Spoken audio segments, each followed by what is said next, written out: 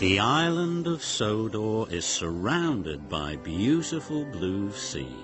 It has fields of green and sandy yellow beaches.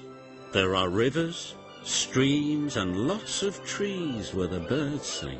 There are windmills and a coal mine and docks where visitors to the island arrive. The island also has lots and lots of railway lines.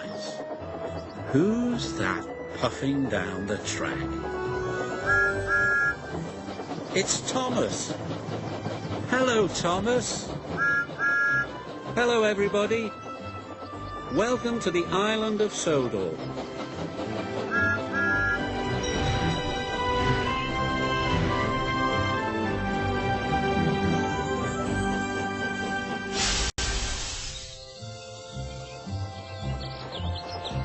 Summertime is always beautiful on the island of Sodor.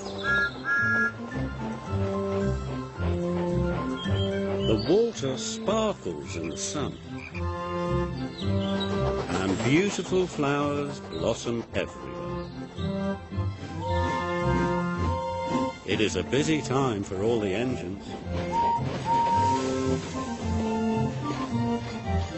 They collect lots of holidaymakers from the docks and show them all the splendid sights.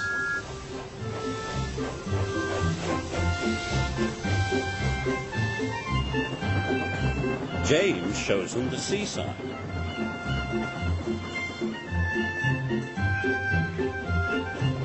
Emily shows them the windmill.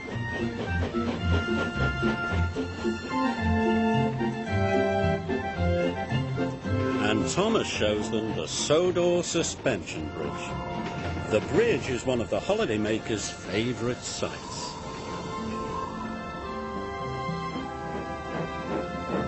And each night, when the work is done, Gordon, Henry, James, Edward, Percy and Thomas go back to their home at Tidmouth Sheds. The sheds are where they rest their wheels, cool their boilers and talk about the day's adventures. The sheds are the engine's home. They are warm and snug, and most of all, they are a cosy place to sleep.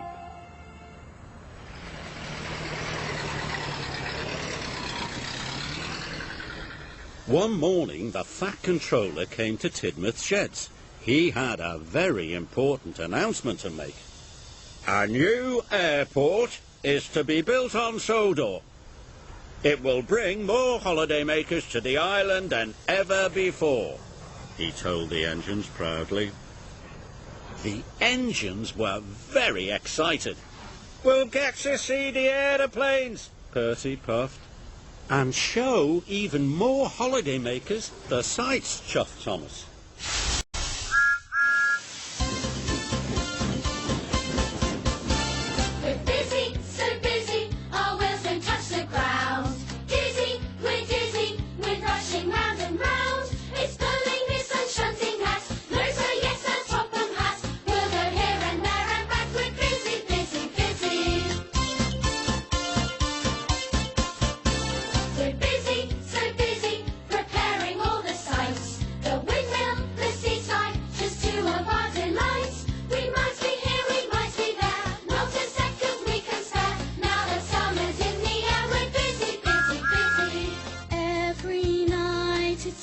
Take a rest at Tidmouth Sheds, the place we love the best.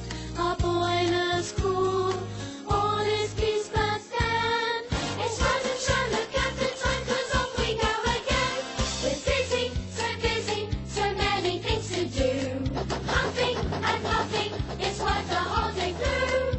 Pick up workmen from the docks. Where's that toolpiece, where's that box? Just keep working round the clock. We're busy, busy, busy.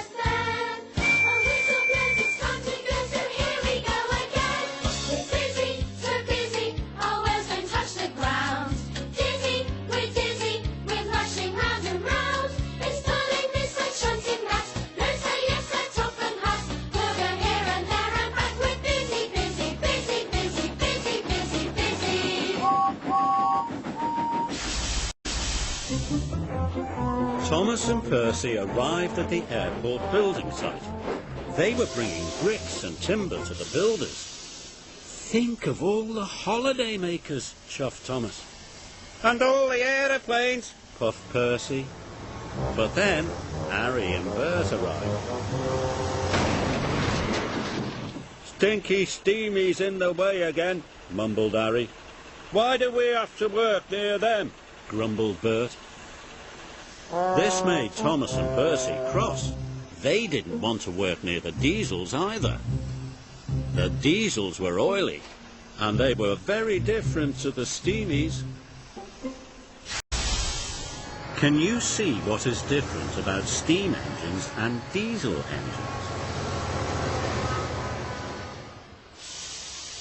Thomas is a steam engine. He runs on coal. Now here are Harry and Bert. Do they run on coal? No. They run on diesel fuel. Not like steam engines at all. When Thomas stops, he wishes steam. Do Harry and Bert steam? No. Diesels don't make steam, but sometimes they make nasty black smoke. Did you hear that? That's Thomas's whistle. All steam engines have whistles. But what was that noise? It was Harry and Bert honking their horns. Diesel engines don't have whistles. They have horns instead. Steam engines and diesel engines really are very different. Thomas had a busy day. That afternoon he had to collect some timber from the yard.